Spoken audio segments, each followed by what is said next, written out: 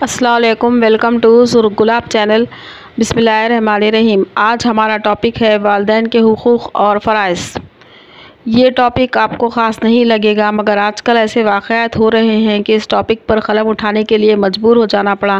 آئے دن اخبارات میں نیوز آتی رہتی ہے کہ بیٹے نے ماں کا قتل کر دیا، فلاں بیٹے نے باپ پر حملہ کر دیا، بیٹا بہو نے والدہ کو گھر سے نکال دیا، یا بوڑھے والدین کو بھوکا رکھا تاکہ وہ مر جائیں۔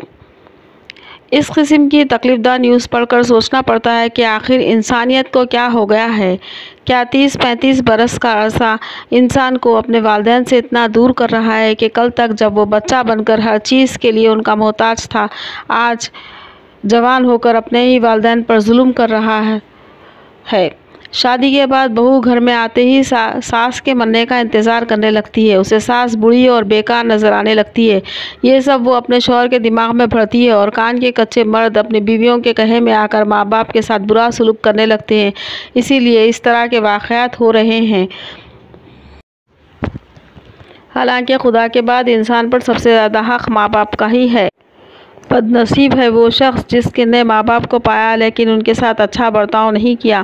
انسان کے لیے ماں باپ بہت بڑی نعمت ہے۔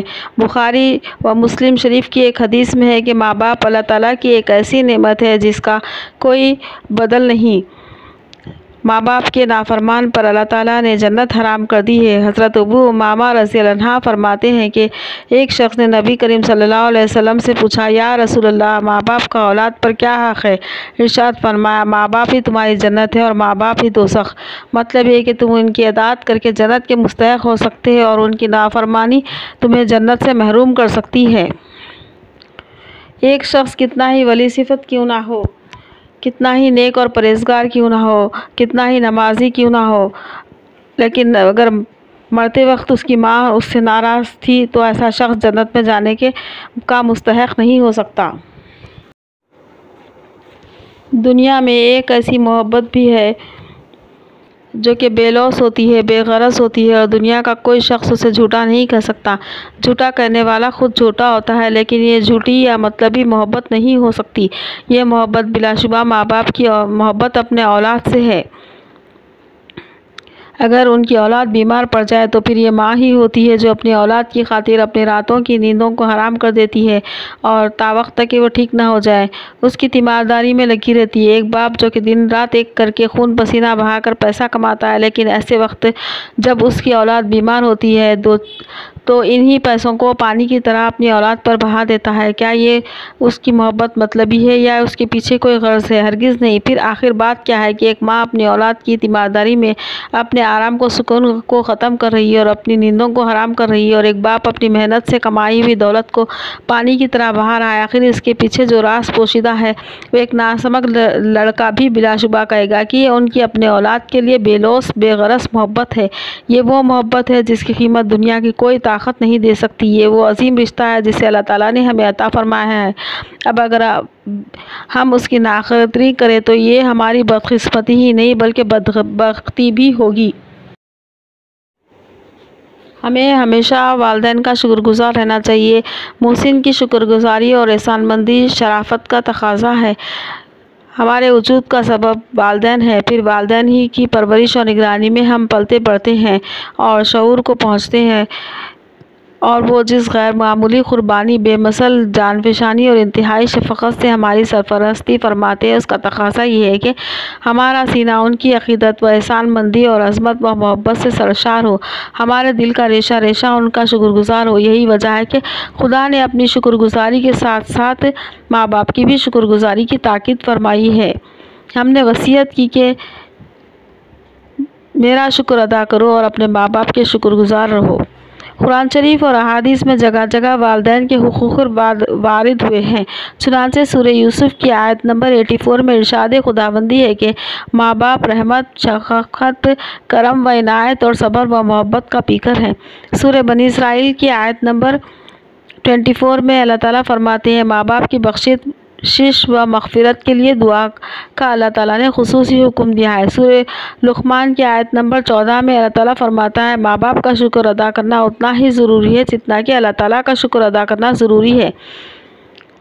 اور یہ نہ صرف بخاری شریف کی حدیث میں ہے بلکہ بنی اسرائیل 24 آیت نمبر 24 سورہ لقمان کی آیت نمبر 24 میں بھی بتایا گیا ہے کہ ماں باپ قابل قدر اور قابل احترام ہے، اگرچہ کافر ہی کیوں نہ ہو۔ اس احادیث اور آیت کی روشنی میں ہمیں یہ معلوم ہوا ہے کہ اگر کسی کے ماں باپ کافر ہیں تو ان کا بھی احترام کرنا لازمی ہے۔ ایک مشہور مفسر کا قول ہے کہ ماں باپ کی محبت کو ان کی موت ہی ختم کر سکتی ہے۔ ان کی غیر معمولی قربانی و جان فشانی سے تو تاریخ کے اوقات بھرے پڑے ہیں۔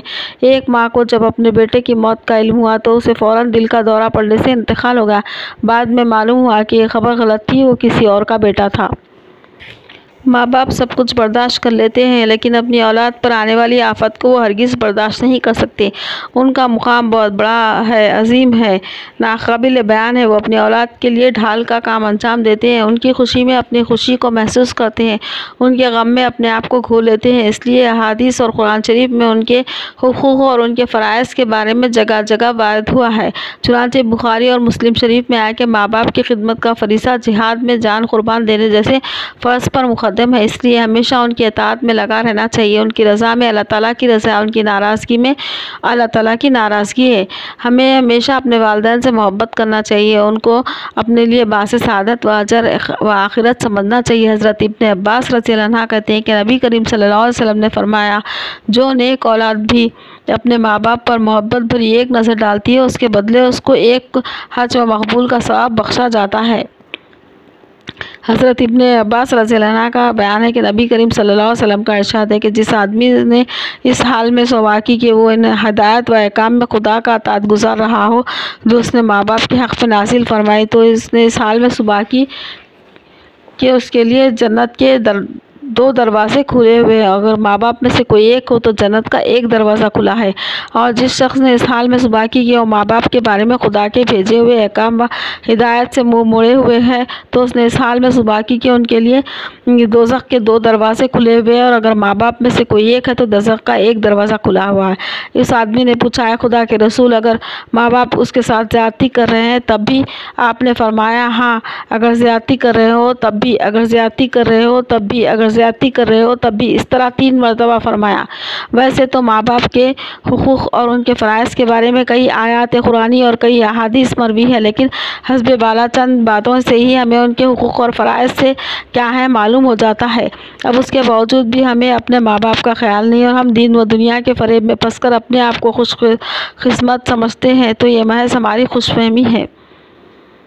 ایک مشہور مفسر کا قول ہے کہ طوف ہے ایسی اولاد پر جس نے اپنے ماں باپ کو پایا لیکن ان کی اطاعت نہیں کی، ان کی قدروں کو نہیں سمجھا۔ ہمیں یہ بات ذہن نشین کر لینا چاہیے کہ یہ وہی ماں باپ ہیں جب ہم کمزور تھے اور خالی ہاتھ تھے، ناسمجھ تھے، ناخواندہ تھے تو انہوں نے ہماری پرورش کے لیے اپنی ساری زندگی وقف کر دی۔ اگر اب ہم کوئی چیز لیتے تو ہمیں ٹوکا نہیں، تو پھر اب جب کہ ہم بڑے ہو چکے ہیں، ہم بھی کما رہے ہیں، تو ہمارے ماں باپ اگر ہماری کوئی چیز لے لے تو یہ ان کا حق ہے۔ جس طرح بچپن میں وہ ہمیں کسی چیز سے روکتے نہیں تھے، اس طرح اب ہمارا یہ فرض ہے کہ ہماری کوئی چیز بھی وہ لے لیتے ہیں تو انہیں روکے نہیں اور ہمارے چہرے پر شیگن تک نہ ہو، اور ان کی اطاعت گزاری اور ان کی فرمانبرداری میں ہی ہماری کامیابی ہے۔ ماں باپ کے ساتھ ہمیشہ اچھا سلوک کرنا چاہیے اور اس حسن سلوک کی توفیق کو دونوں جہاں کی سعادت سمجھنا چاہیے۔ والدین کا بھی یہ فرض ہے کہ وہ اپنی اولاد کی صحیح تربیت کرے، کیونکہ ان کی ذرا سی لاپرواہی بعض اوقات ان کی اولاد ہی نہیں بلکہ نسلیں بھی تباہ کر دیتی ہے۔ ان کی صحیح تربیت سے کئی نسلیں فیضیاب ہوتی ہیں۔ بہرحال اچھے معاشرے کی تکمیل میں والدین کا ایک نمایاں کام انجام دیتے ہیں۔ امید ہے یہ ویڈیو آپ کو پسند آیا ہوگا۔ اس چینل کو لائک، شیئر اور سبسکرائب ضرور کیجیے اور کمنٹس کر کے اپنی رائے کا اظہار کیجیے۔ ملتے ہیں اگلے ویڈیو میں۔ اللہ حافظ۔